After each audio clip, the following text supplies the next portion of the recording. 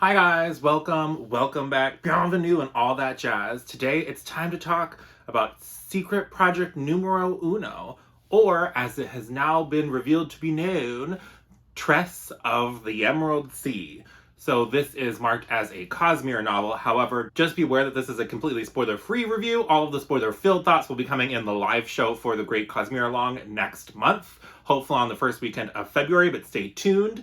So let's just dive straight into Tress of the Emerald Sea. So first of all, let's just talk, since this is a Cosmere novel, I think that there will be a lot of questions around what other Cosmere books do I have to read or should I read before I jump into this one to get everything. So I would say that the only thing that is potentially spoilery in this one for other Cosmere related works is there is one sentence in particular that is a little spoilery for Era 1 of Mistborn, if you're paying attention and you kind of have it in any kind of frame of reference. So if you are highly, highly sensitive to any potential spoilers, then I would say that you may want to read Mistborn Era 1 before this one. But other than that, everything else is just kind of Easter egg fun that you'll either pick up on when you read this first, or you would pick up on if and when you read those other series. There are definitely Easter eggs for every major Cosmere series. So I saw stuff that had to do with Stormlight Archive. I saw stuff that had to do with Elantris. There was stuff that had to do with Era 1 Mistborn, Era 2 Mistborn. There was stuff to do with Warbreaker. So there was something from all of the main Cosmere series. So there are Easter eggs there. So if you want to pick up on these Easter eggs when you're reading this, you may want to read some of those other series first. Or if you're okay with missing some of the Easter eggs and you just are more sensitive to spoilers, then I would say maybe Era 1 Mistborn. But there's just that one sentence in particular that if you'd never read Era 1, I don't know that it would stand out to you in any particular way.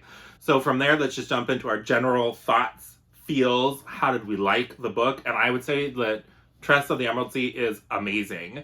It is just such a breath of fresh air from Mr. Brandon Sanderson. It is this very whimsical fairy tale, but not written for children. Like, it's not completely juvenile. It is just such a great time. Like, it is a fun, like, science fiction world with a fairy tale happening within it. And I think that if you kind of go in with those expectations, that you will be pleasantly surprised at how fun it is. Even when you read kind of the acknowledgments in the back, Brandon Sanderson mentions how this was kind of just inspired by a movie night with his family, and that it was just so much fun because he kept it like secret from even his team. So like it was just allowed to be his imagination running wild on just a random piece of inspiration that he was really doing for his wife. And so I think that that kind of just passion and joy oozes through in this book. And it just has that kind of fun, self-aware, snarky tone of something like The Princess Bride. And so just to give you an idea of like kind of the writing style of this one, it's very different from typical Brandon Sanderson. So just be aware of that. So just to give you a couple examples, the other girls were obviously right, as they all knew how to be unique. They were so good at it, in fact, that they did it together.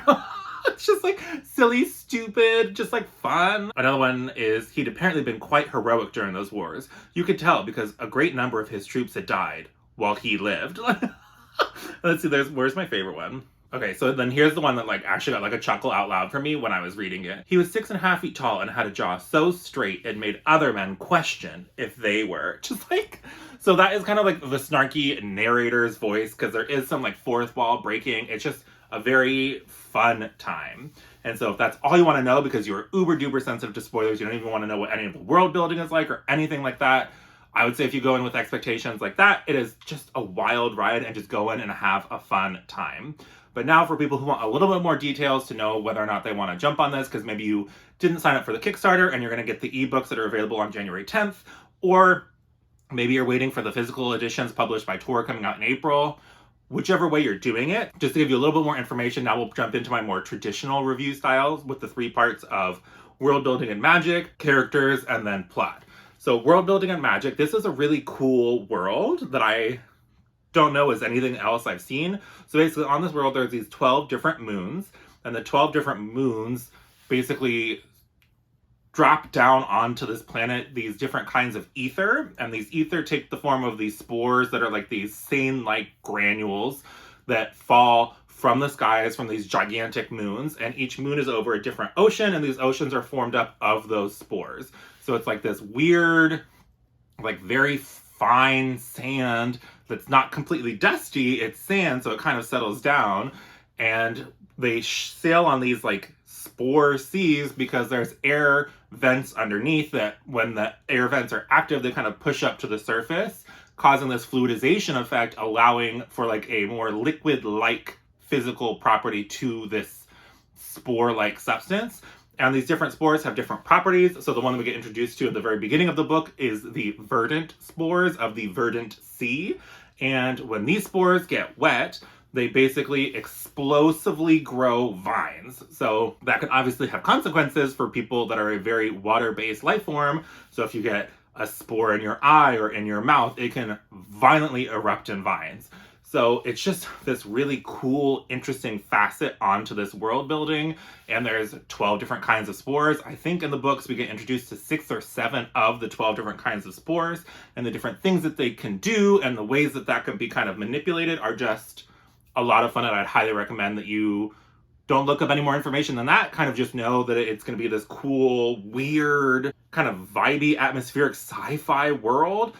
Almost pirate-esque, but I'm somebody who doesn't typically like pirate stories, but I love this one. So with that, we'll segue into part 2, which is French. And that would be the characters. So our main character is Tress, or Teresa, and she is basically on a quest to find her love. So something happens and she kind of wants to escape her small provincial town life and goes on a quest to find her love. And we're just following her adventures and misadventures and meeting the ragtag cast of characters along the way.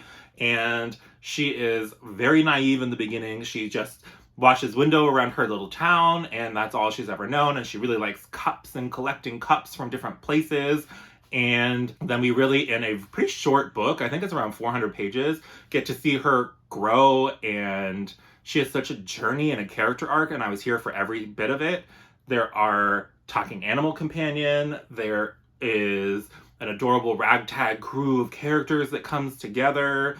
There's shenanigans on these spore seas. So I don't want to say anything else about any of the other characters because I think they're just fun to meet along the way. And I know that people are particularly sensitive of spoilers with these secret projects of Brandon Sanderson's. So that will just segue briefly into the plot. So like I said, this is kind of a adventure fairy tale mixed with science fiction world building where we're just on a quest to find our lost love. And I don't know that you need to know more than that. Miss Tress, has to go on an adventure and she learns about herself and the world along the way. And if you are somebody who doesn't like heavy-handed theming in like a fairy tale framework, then I could see this potentially not working for you because he does have some very like quotable, thought-provoking quotes. So I really enjoyed them, but just be aware that it is a very self-aware, fourth wall breaking, snark, like I read you some of those quotes, and there'll be really profound life quotes, and just it's a great time. So I really can't recommend this book highly enough. I did give it 5 out of 5 stars. I read it the very first day that it came out and wanted to make this review for people to maybe get an idea if this book would work for them or not. So if you like this video, please give it a like. While you're down there, go ahead and leave a comment about whether or not you're going to read this book. Have you already read it? Do you agree with me? Do you disagree with me? I'd love to hear from you. If you just want to leave an emoji, since we start in the verdant sea, go ahead and leave me something green. So if that's a leaf or a grass or a green, whatever, something green. I'll leave it up to your judgment on what you want to leave. But other than that, I think that will do it for today's video. I hope you have a great rest of your day, and I'll talk to you again soon. Bye!